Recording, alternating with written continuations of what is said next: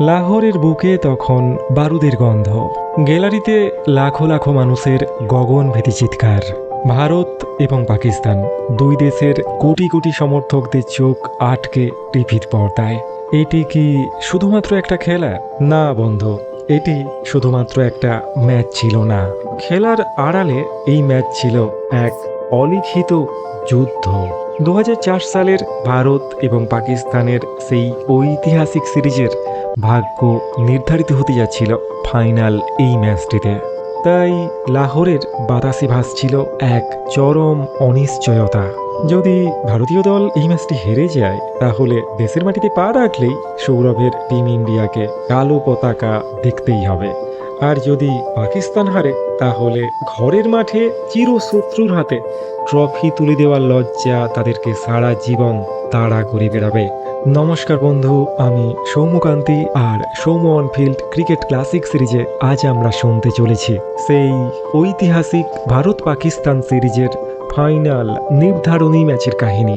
2004 সালে লাহোরের মাটিতে সৌরভের টিম ইন্ডিয়ার সামনে যে ম্যাচটিতে নত জানু হতে বাধ্য হয়েছিল পাকিস্তান ক্রিকেট দল। বন্ধুরা, লাহোরের গাদ্দাফি স্টেডিয়ামে সেদিন টসে নেমেছিলেন ভারতের অধিনায়ক সৌরভ গাঙ্গুলি এবং পাকিস্তানের অধিনায়ক ইনজামামুল হক।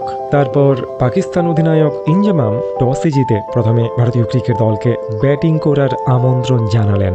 ভারতের হয়ে ইনিংসের সূচনা করতে মাঠে এলেন সচিন, রমেশ তেন্ডুলকর এবং বীরেন্দ্র সেহওয়াগ। বন্ধুরা, 2004 সালের ওই সিরিজে ভারতের হয়ে সবথেকে সফল ব্যাটসম্যান ছিলেন সচিন, রমেশ তেন্ডুলকর, এবং তিনি তখনও পর্যন্ত ওই সিরিজের সর্বোচ্চ রান সংগ্রাহক ব্যাটসম্যান ছিলেন। অন্যদিকে পাকিস্তানের হয়ে প্রথম ওভারে দায়িত্ব পেলেন দ্য রাউলপিন্ডি এক্সপ্রেস শোয়েব আখতার। প্রথম ওভারেই বীরেন্দ্র সেহওয়াগ শোয়েব আখতারের আউট সুইং হয়ে যাওয়া একটা বলকে কাট করলেন ডিপ পয়েন্ট অঞ্চল দিয়ে একটা দুর্ধর্ষ বাউন্ডারি। এরপর পরের ওভারে পাকিস্তানের হয়ে বল করতে এলেন সাব্বির আহমেদ। তার ওভারের চতুর্থ বলটিতে 2 রান এবং পরে ওই ওভারের শেষ বলটিতে আরও একটি দৃষ্টিনন্দন 4 মেরে বীরেন্দ্র সেহওয়াগ বুঝিয়ে দিলেন আজ সেহওয়াগ বিশেষ কিছু করতে চলেছেন। ইনিংসের 4 নম্বর ওভারটিতে প্রথমবারের জন্য হাত খুললেন দ্য লিটল মাস্টার। সাব্বির আহমেদের বলকে ডিপ মিড উইকেট অঞ্চল দিয়ে প্রথমবারের জন্য সীমানার বাইরে পাঠিয়ে দিলেন লিটল মাস্টার। 4 ওভার শেষে ভারতের স্কোর বিনা উইকেটে 19 রান। পঞ্চম ওভারে শোয়েব আখতার আরও একবার বোলিং করতে এলে বীরেন্দ্র সেহওয়াগ থার্ড ম্যান অঞ্চল দিয়ে আরও একবার শোয়েব আখতারকে সীমানার বাইরে পাঠিয়ে দিলেন। অন্যদিকে সচিন তেন্ডুলকর সাব্বির আহমেদকে এক্সট্রা কভার অঞ্চল দিয়ে আরও একবার সীমানার রাস্তা দেখালেন।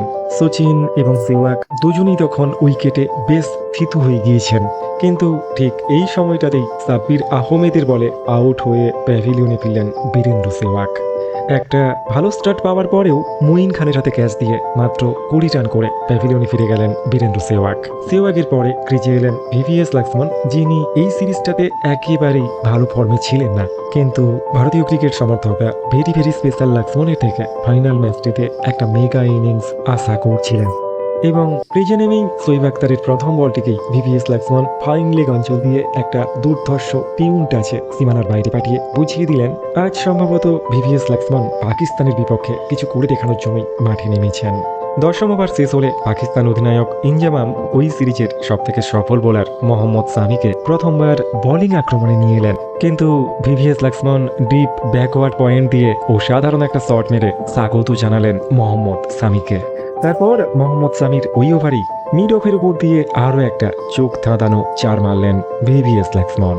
13তম ওভারে লিটল মাস্টারের মুখোমুখি হলেন মোহাম্মদ সামি, আর প্রস্তুত ছিলেন লিটল মাস্টার ওই ওভারে ব্যাক টু ব্যাক 2টি 4 মেরে লিটল মাস্টার বুঝিয়ে দিলেন মোহাম্মদ সামির আজকে 3টি লাহোরে ভালো হতে যাচ্ছে না।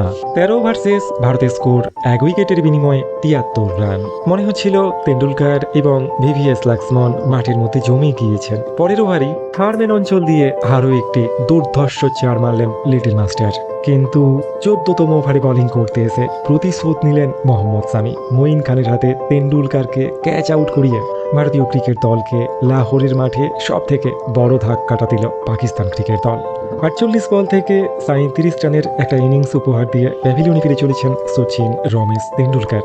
পাকিস্তানি সমর্থকরা লাহোরের গাদ্দাফি স্টেডিয়ামে তখন বিজয় উৎসবে মেতে উঠেছেন। বন্ধুরা, তেন্ডুলকরের উইকেট পাকিস্তানের কাছে সব থেকে মহার্ঘ উইকেট ছিল, তাই মোহাম্মদ সামি তেন্ডুলকরকে আউট করে পাকিস্তান ক্রিকেট দলকে ভীষণ স্বস্তি এনে দিয়েছিলেন।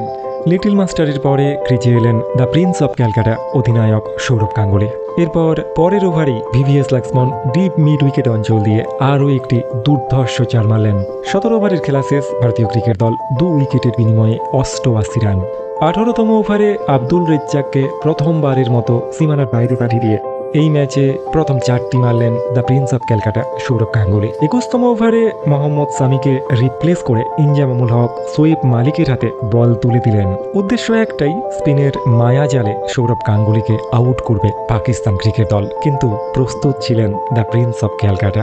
মালিকের ওই ওভারেই স্কোয়ার বাউন্ডারিতে একটা দুর্দান্ত চার মেরে সৌরভ গাঙ্গুলি বুঝিয়ে দিলেন আজ পাকিস্তানের চোখে চোখ রেখে লড়াইটা ফিরিয়ে দেবে টিম ইন্ডিয়া। 25তম ওভারে শোয়েব মালিকের প্রথম বলটিতেই এক্সট্রা কভার অঞ্চল দিয়ে একটা দুর্দান্ত বাউন্ডারি মারলেন ভিভিএস লক্ষ্মণ। বন্ধুরা, লাহোরের ক্রিজ থেকে বোঝাই যাচ্ছিল এই ক্রিজটি একটা হাই স্কোরিং ক্রিজ হতে চলেছে, তাই সৌরভ এবং ভিভিএস লক্ষ্মণ দুজন দ্রুত গতিতে ভারতীয় ক্রিকেট দলের রান এগিয়ে নিয়ে যাওয়ার চেষ্টা করতে শুরু করলেন। দেখতে দেখতে একটা সিঙ্গেল নিয়ে লাহোরের গাদ্দাফি স্টেডিয়ামে নিজের 50 কমপ্লিট করলেন ভিভিএস লক্ষ্মণ। বন্ধুরা, পাকিস্তানের মাটিতে ভিভিএস লক্ষ্মণের একটা ঐতিহাসিক হাফ সেঞ্চুরি এবং এর সঙ্গে সঙ্গেই ভারতীয় ক্রিকেট দল 150 রানে পৌঁছে গেল। 28 ওভারের খেলা শেষ, ভারতীয় ক্রিকেট দল 2 উইকেটের বিনিময়ে 151 রান। সৌরভ এবং লক্ষ্মণ দুজনেই উইকেটে অনেকটাই থিতু হয়ে গিয়েছেন এবং ভারতীয় ক্রিকেট দল 300কে টার্গেট করেই এগোচ্ছে লাহোরের গাদ্দাফি স্টেডিয়ামে। 30তম ওভারে আব্দুল রেজ্জাকের একটা বল খেলতে গিয়ে একটা হাফ চান্স দিয়ে ফেলেছিলেন ভিভিএস লক্ষ্মণ, কিন্তু ভাগ্য প্রসন্ন ছিল সেদিন লক্ষ্মণের। তৌফিক ওমর লক্ষ্মণের ক্যাচটা তালুবন্দি করতে গিয়েও ব্যর্থ হলেন, জীবনদান পেলেন ভিভিএস লক্ষ্মণ। বন্ধুরা, সত্যি বলতে কি লক্ষ্মণের এই মিস ক্যাচটাই সেদিন ভারত এবং পাকিস্তানের মধ্যে প্রকৃত ব্যবধানটা লাহোরের গাদ্দাফি স্টেডিয়ামে নির্মাণ করে দিয়েছিল। সৌরভ এবং লক্ষ্মণের মধ্যে একটা জুটি বিল্ড আপ হচ্ছিল, কিন্তু শোয়েব আখতার ঠিক এই সময় বল করতে এসে আরও একবার ব্রেক থ্রু এনে দিলেন পাকিস্তান ক্রিকেট দলকে। 45 রানের একটা অসাধারণ একটা দুর্দান্ত ইনিংস উপহার দেওয়ার পরে the captain of India Sourav Ganguly ভারতীয় ক্রিকেট দল 171 রানের মাথায় 3 নম্বর উইকেটটাও হারালো। বন্ধুরা, সৌরভের পরে লক্ষ্মণের সাথে জুটি বাঁধতে মাঠে এলেন রাহুল দ্রাবিড়, কিন্তু রাহুল দ্রাবিড় যেহেতু এগ্রেসিভ ব্যাটার ছিলেন না, তাই সৌরভ এবং লক্ষ্মণ দুজনে মিলে রানের চাকা যেভাবে সচল করে রেখেছিলেন, দ্রাবিড় ক্রিজে আসার পরই সেই সচল গতি ক্রমান্বয়ে রুদ্ধ হতে থাকলো। ভারতীয় ক্রিকেট দলের রান তোলার গতি এই সময় অনেকটাই স্লথ হয়ে গিয়েছিল এবং যার পরিণতিতে 37তম ওভারে বোলিং করতে এসে মোহাম্মদ সামি ক্লিন বোল্ড করে দিলেন রাহুল দ্রাবিড়কে। ভারতীয় ক্রিকেট দল 4 নম্বর উইকেটটা হারিয়ে তখন রীতিমতো ফাইট করছে লাহোরের গাদ্দাফি স্টেডিয়ামে। ভারতীয় সমর্থকরা যখন দ্বিধান্বিত, ঠিক এইরকম পরিস্থিতিতে মাঠে নামলেন যুবরাজ সিং। অনেকক্ষণ শান্ত থাকার পর ভিভিএস লক্ষ্মণ আরও একবার এই সময় থেকেই হাত খুলে খেলতে শুরু করলেন এবং 40 ওভার শেষে ভারতীয় ক্রিকেট দলের রান যখন 4 উইকেটের বিনিময়ে 212 রান, ভিভিএস লক্ষ্মণ তখন ধীরে সুস্থে নিজের সেঞ্চুরির দিকে ধীরে ধীরে এগিয়ে যাচ্ছিলেন। 42তম ওভারে শোয়েব মালিকের বলে ক্রিজ ছেড়ে বেরিয়ে এসে মিড উইকেট অঞ্চলের উপর দিয়ে উড়িয়ে দিয়ে একটা চার মারলেন ভিভিএস লক্ষ্মণ। ওই ওভারের 3 নম্বর বলটিতে যুবরাজও মিড উইকেট অঞ্চল দিয়ে আরও একবার সীমানার বাইরে বল পাঠিয়ে দিলেন, কিন্তু সবকিছুই যখন ঠিকঠাক চলছিল ঠিক তখনই আরও একবার ছন্দপতন। সাবির আহমেদ বল করতে এসে আউট করে দিলেন যুবরাজ সিংকে। আরও একটি উইকেট হারালো ভারতীয় ক্রিকেট দল। এবার লক্ষ্মণকে সঙ্গ দিতে মাঠে নামলেন মোহাম্মদ কাইফ। 43 ওভারের খেলা শেষ, ভারতীয় ক্রিকেট দল 5 উইকেটের বিনিময়ে 231 রান। ভিভিএস লক্ষ্মণ তখনও অবধি একটা প্রান্ত আঁকলে রেখেছেন, কিন্তু মোহাম্মদ কাইফ কি পারবেন ভিভিএস লক্ষ্মণকে সঙ্গ দিয়ে ভারতীয় দলকে একটা সম্মানজনক স্কোরের দিকে এগিয়ে নিয়ে যেতে? 44তম ওভারে মালিকের বলে থার্ডম্যান অঞ্চল দিয়ে আরও একটা গ্লোরিয়াস বাউন্ডারি মেরে ভিভিএস লক্ষ্মণ ব্যক্তিগত 99 রানে পৌঁছে গেলেন এবং পরের বলটিতেই লং অন অঞ্চলের দিকে ঠেলে দিয়ে পাকিস্তানের মাটিতে পাকিস্তানের বিপক্ষে প্রথম ঐতিহাসিক ওডিআই সেঞ্চুরিটি তুলে নিলেন very very special VVS Laxman. বন্ধুরা, গ্যালারিতে থাকা কতিপয় সমর্থক ভারত মাতা কি জয় স্লোগান দিয়ে মুখরিত করে তুলছিলেন লাহোরের গাদ্দাফি স্টেডিয়াম। এরপর 46তম ওভারে শোয়েব মালিকের বল স্কোয়ার লেগ অঞ্চল দিয়ে সীমানার বাইরে বাটি দিয়ে ভারতীয় ক্রিকেট দলকে 250 রানের গন্ডি পার করে দিলেন ভিভিএস লক্ষ্মণ, কিন্তু পরের বলটিতেই বড় শট খেলতে গিয়ে ক্যাচ দিয়ে ফেললেন ভিভিএস লক্ষ্মণ। 107 বলে 104 রান করে আউট হয়ে প্যাভিলিয়নে ফিরছেন ভিভিএস লক্ষ্মণ। মোহাম্মদ কাইফের সঙ্গী হতে লক্ষ্মণের পরে মাঠে নামলেন অলরাউন্ডার ইরফান পাঠান। 47তম ওভারে মোহাম্মদ সামির বলে ইরফান পাঠান মিড উইকেট অঞ্চল দিয়ে একটা চাবুকের মতো চার মারলেন। 48তম ওভারে বোলিং করতে এসেই শোয়েব আখতার স্বভাবসিদ্ধ ভঙ্গিতে মোহাম্মদ কাইফের সঙ্গে মাঠের মধ্যেই ঝগড়ায় জড়িয়ে পড়লেন। মোহাম্মদ কাইফ এবং ইরফান পাঠান দুজনের কেউই কোমা ছিলেন না, তাই শোয়েব আখতারকে মাঠের মধ্যেই মুখে মুখে প্রত্যুত্তর ফিরিয়ে দিচ্ছিলেন দুই ভারতীয়। এরপর শোয়েব আখতারের বলে মিড উইকেট অঞ্চল দিয়ে ইরফান পাঠান প্রথমে একটা দুর্ধর্ষ চার মারলেন এবং তার পরের বলটিতেই থার্ড ম্যান অঞ্চল দিয়ে আরও একবার জায়গা দেখিয়ে দিলেন শোয়েব আখতারকে। কিন্তু 49তম ওভারে ব্যক্তিগত 16 রান করে মোহাম্মদ সামির বলে ক্যাচ আউট হয়ে গেলেন মোহাম্মদ কাইফ। ভারতীয় দল 7 নম্বর উইকেটটাও হারালো। কাইফের পরে পাঠানের সঙ্গী হলেন লক্ষ্মীপতি বালাজি। 49 ওভার শেষে ভারতীয় দলের স্কোর ছিল 7 উইকেটের বিনিময়ে 281 রান। ইনিংসের শেষ ওভারে বোলিংয়ের দায়িত্ব পেলেন শোয়েব আখতার। আখতারের প্রথম বলটিতেই লক্ষ্মীপতি বালাজি মিড অন অঞ্চলের উপর দিয়ে বিশাল লম্বা একটি ছক্কা হাঁকিয়ে দিলেন এবং তার পরের বলটিতেই এত জোরে ব্যাট করালেন লক্ষ্মীপতি বালাজি যে মাঠের মধ্যেই বালাজির ব্যাটটি দ্বিখণ্ডিত হয়ে গেল। বন্ধুরা, আখতারের শেষ ওভার থেকে 12 রান সংগ্রহ করে লক্ষ্মীপতি বালাজি ভারতীয় ক্রিকেট দলকে 50 ওভার শেষে 293 রানে পৌঁছে দিলেন। অর্থাৎ ডু অর ডাই এই ম্যাচটি জিততে হলে পাকিস্তান ক্রিকেট দলকে দ্বিতীয় ইনিংসে ব্যাটিং করতে নেমে 294 রান করতে হবে। বন্ধুরা, পাকিস্তানের ব্যাটিং লাইন আপ ওই সময়ের প্রেক্ষিতে আন্তর্জাতিক ক্রিকেটে অত্যন্ত নামী একটা ব্যাটিং লাইন আপ ছিল এবং পাকিস্তানের ওই সিরিজটাতে প্রত্যেকটা ম্যাচ হাই স্কোরিং ম্যাচ হচ্ছিল। তাই বিশেষজ্ঞরা ইনিংস বিরতিতে বলছিলেন পাকিস্তান ক্রিকেট দল 45 ওভারের মধ্যেই এই রান চেস করে নেবে। কিন্তু ভারতীয় সমর্থকদের পূর্ণ বিশ্বাস ছিল ভারতীয় বোলারদের উপরে এবং the captain of India Sourav গাঙ্গুলির উপরে। দ্বিতীয় ইনিংসে পাকিস্তানের হয়ে ব্যাটিং করতে মাঠে নামলেন ইয়াসির হামিদ এবং তৌফিক ওমর। অন্যদিকে দাদা সৌরভ প্রথম ওভারের দায়িত্ব তুলে দিলেন তরুণ তুর্কি ইরফান পাঠানের হাতে। প্রথম ওভারে বল করতে এসে মাত্র 2 রান খরচ করলেন ইরফান পাঠান। তারপর দ্বিতীয় ওভারের দায়িত্ব পেলেন লক্ষ্মীপতি বালাজি। বালাজি তার ওই ওভারের চতুর্থ বলটিতে একটা দুর্দান্ত ইয়র্কার দিয়ে ক্লিন বোল্ড করে দিলেন ইয়াসির হামিদকে। মাত্র 8 রানের মাথায় প্রথম উইকেটটা হারালো পাকিস্তান ক্রিকেট দল এবং বিপর্যয় কাটিয়ে উঠতে না উঠতেই পরের ওভারে ইরফান পাঠান মাত্র 1 রানের মাথায় leg before the wicket out করে প্যাভিলিয়নে পাঠিয়ে দিলেন ইউসুফ ইউহানাকে। মাত্র 9 রানের মাথায় পাকিস্তান 2 উইকেট হারিয়ে ফেলেছে। লাহোরের গাদ্দাফি স্টেডিয়াম মাথায় হাত দিয়ে পাকিস্তানের বিপর্যয় দেখছে। বন্ধুরা, ঠিক এরকম সিচুয়েশনে পাকিস্তানের হয়ে কাঁধে দায়িত্ব তুলে নিলেন the captain of Pakistan Inzamamul Haq. তেন্ডুলকারের মতোই ইনজামামুল হক ওই সিরিজে পাকিস্তানের হয়ে দুর্দান্ত ফর্মে ছিলেন এবং ক্রিচে নেমেই ইনজামাম যেভাবে সুইট টাচে বলগুলোকে সীমানার বাইরে পাঠাচ্ছিলেন তা দেখে বোঝাই যাচ্ছিল আজ ভারতের লড়াইটা হতে চলেছে ইনজামামুল হকের বিরুদ্ধে। তবে অন্য প্রান্তে থাকা তৌফিক ওমর তখনও পর্যন্ত বিশেষ কিছুই করতে পারছিলেন না এবং ফ্রাস্ট্রেশন দেখাতে গিয়ে তিনি ঝামেলায় জড়িয়ে পড়লেন ভারতীয় ফিল্ডারদের। এবং ইরফান পাঠান সপ্তম ওভারে বোলিং করতে এসে মনঃসংযোগ হারিয়ে ফেলা তৌফিক ওমরকে ক্লিন বোল্ড করে দিয়ে পাকিস্তান ক্রিকেট দলকে আরও একটি জোরালো ধাক্কা দিলেন। 25 রানের মাথায় 3টে উইকেট হারিয়ে পাকিস্তান ক্রিকেট দল তখন রীতিমতো থরথর করে কাঁপছে লাহোরের গাদ্দাফি স্টেডিয়ামে। বন্ধুরা, পাকিস্তান ক্রিকেট দলকে এই অবস্থা থেকে মুক্ত করাবে কে?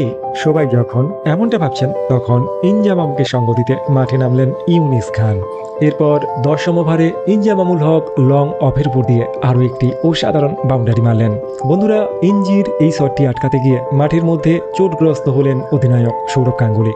বন্ধুরা, ইঞ্জি এবং ইউনিস খানের মধ্যে ধীরে ধীরে একটা পার্টনারশিপ যখন গ্রো করছিল ঠিক তখনই 13তম ওভারে বোলিং করতে আসা ইরফান পাঠানের বলে পয়েন্ট অঞ্চলে দাঁড়িয়ে থাকা যুবরাজ সিং বাজ পাখির মতো একটা ড্রাইভিং ক্যাচ নিয়ে পাকিস্তান ক্রিকেট দলকে 4 নম্বর ধাক্কাটি দিলেন, আউট করলেন ইউনিস খানকে। মাত্র 12 রান করে আউট হলেন ইউনিস খান। পাকিস্তান ক্রিকেট দল 4 উইকেটের বিনিময়ে 58 রান। এরপর ইঞ্জিকে সঙ্গ দিতে মাঠে নামলেন শোয়েব মালিক। বন্ধুরা, ভারতের বিপক্ষে পাকিস্তানের যে কজন ব্যাটসম্যান চিরকালই ভালো খেলতেন তাদের মধ্যে শোয়েব মালিক একজন অন্যতম ছিলেন। 16তম ওভারে জাহির খানের বলে ইনজামাম আরও একটি 4 মেরে বুঝিয়ে দিলেন আজ ইনজামামুল হককে আউট না করা পর্যন্ত ভারতীয় ক্রিকেট দল এই ম্যাচে জয়ের ব্যাপারে নিশ্চিন্ত কোনোভাবেই হতে পারবে না। 20 ওভার শেষ, পাকিস্তান ক্রিকেট দল 4 উইকেটের বিনিময়ে 86 রান। কোনোভাবেই পরাস্ত করতে পারছিলেন না। ইনজামামুল হক এমনভাবে খেলছিলেন দেখে মনে হচ্ছিল আজ ভারত এবং পাকিস্তানের জয় আর পরাজয়ের মাঝে একমাত্র ব্যবধান হয়ে দাঁড়িয়ে আছেন পাকিস্তানি ক্রিকেটের সবথেকে জেন্টলম্যান ক্রিকেটার ইনজামামুল হক। কিন্তু ইনজামাম যখন ফ্লুয়েন্টলি ব্যাট করছিলেন ঠিক তখনই বোলিং করতে আসা মুরলি কার্তিক প্রলুব্ধ করলেন ইনজামামকে বড় শট খেলার জন্য। ফ্লাইট দেওয়া বল আকাশের দিকে তুলে দিয়ে ইনজামাম যখন ভাবছেন স্টেডিয়ামে পৌঁছে যাবে ঠিক তখনই সবাইকে হতচকিত করে দিয়ে সচিন রমেশ তেন্ডুলকার সীমানার ধার থেকে চিতাবাঘের স্টাইলে দৌড়ে এসে এমন একটি ক্যাচ লুফে নিলেন যা দেখে মনে হচ্ছিল যেন সাক্ষাৎ ক্রিকেট ঈশ্বর মাঠের মধ্যে নেমে এসে ইনজামামকে আজ থামিয়ে দিলেন। বন্ধুরা, তেন্ডুলকারের এই ক্যাচটি ছিল ম্যাচের ওয়ান অফ দ্য টার্নিং একটা মোমেন্ট। কারণ ইনজামামের উইকেট ভারতীয় ক্রিকেট দলের জন্য অত্যন্ত প্রয়োজনীয়, অত্যন্ত মহার্ঘ একটা উইকেট ছিল। তাই ইনজামামুল হককে আউট করে ভারতীয় ক্রিকেট সমর্থকরা এবং ভারতীয় ক্রিকেট দল সেদিন লাহোরের গাদ্দাফি স্টেডিয়ামে নিশ্চিত হয়ে গিয়েছিল 2004 সালের এই সিরিজের ট্রফি নিশ্চিতভাবেই ভারতের মাটিতে আসতে চলেছে। এরপর আব্দুল রেজ্জাককে 24তম ওভারে বালাজি বীরেন্দ্র সেহওয়াগের হাতে ক্যাচ করিয়ে পাকিস্তান ক্রিকেট দলকে 6 নম্বর ভাগ কাটিয়ে দিলেন। 40 ওভার শেষ, পাকিস্তান ক্রিকেট দল তখনও 190 রানে, অর্থাৎ শেষ 10 ওভার থেকে পাকিস্তানকে এই ম্যাচ জিততে হলে 10-এর উপরে রান সংগ্রহ করতে হবে। হাতে রয়েছে সামান্য কয়েকটা উইকেট। 41তম ওভারে বোলিং করতে এসে বীরেন্দ্র সেহওয়াগ ভারতীয় ক্রিকেট দলকে এমন একটা দুর্মূল্য উইকেট এনে দিলেন যা আসমুদ্র হিমাচলকে নিশ্চিত করে দিল ভারতীয় ক্রিকেট দল পাকিস্তানের গাদ্দাফি স্টেডিয়ামে এই ম্যাচ জিততে চলেছে। ব্যক্তিগত 65 রান করে অত্যন্ত ভালো খেলতে থাকা শোয়েব মালিক শেষমেশ বীরেন্দ্র সেহওয়াগের বলে আউট হলেন। যদিও তখনও অবধি আরেকটা প্রান্ত আগলে রেখেছিলেন পাকিস্তানের উইকেট কিপার ব্যাটসম্যান মঈন খান, এবং ওই ওভারে আরও একটি দুর্দান্ত 4 মেরে মঈন খান নিজের হাফ সেঞ্চুরিটাও কমপ্লিট করলেন, যার ফলে শেষের দিকটাতে ইকুয়েশন এইরকম এসে দাঁড়ালো পাকিস্তান ক্রিকেট দলকে এই ম্যাচ জিততে হলে 24 বল থেকে 48 রান সংগ্রহ করতে হবে। বন্ধুরা, 47তম ওভারে বোলিং করতে এসে জাহির খান ক্লিন বোল্ড করে দিলেন মোহাম্মদ সামিকে, কিন্তু তখনও পর্যন্ত একটা প্রান্ত আগলে রেখেছেন মঈন খান, অর্থাৎ পাকিস্তান কোনোভাবেই এই ম্যাচ হারতেও যেন হারতে চাইছে না। সামির পরে ব্যাটিং করতে নামলেন শোয়েব আখতার, এবং ওই ওভারেই যুবরাজ সিং একটা ডাইরেক্ট থ্রো করে শোয়েব আখতারকে রান আউট করিয়ে প্যাভিলিয়নে পাঠিয়ে দিলেন। পাকিস্তান ক্রিকেট দল 9 নম্বর উইকেটটা হারিয়েছে, অর্থাৎ ভারত আর জয়ের মাঝে ব্যবধান এখন একটি মাত্র উইকেট। এবং শেষ পর্যন্ত 48তম ওভারের 5ম বলে লক্ষ্মীপতি বালাজি মঈন খানকে ক্লিন বোল্ড করে দিয়ে পাকিস্তানকে অল আউট করলেন, আর লাহোরের গাদ্দাফি স্টেডিয়ামে ত্রিবর্ণ রঞ্জিত ভারতীয় পতাকা পথ করে উড়িয়ে দিলেন। বন্ধুরা, পাকিস্তানের মাটিতে পাকিস্তানকে হারিয়ে প্রথমবার ইতিহাস সৃষ্টি করেছে সৌরভের টিম ইন্ডিয়া। 1954 সালের পরে 2004 সালে এসে, অর্থাৎ 50 বছর পরে এই প্রথমবার পাকিস্তানের মাটি থেকে সিরিজ জয় করে ফিরছে the prince of Calcutta Sourav গাঙ্গুলির টিম ইন্ডিয়া। বন্ধুরা, কেমন লাগলো আমাদের আজকের এই প্রতিবেদন? কমেন্ট সেকশনে আপনাদের মতামত জানাতে এবং একটা লাইক দিতে ভুল করবেন না কিন্তু।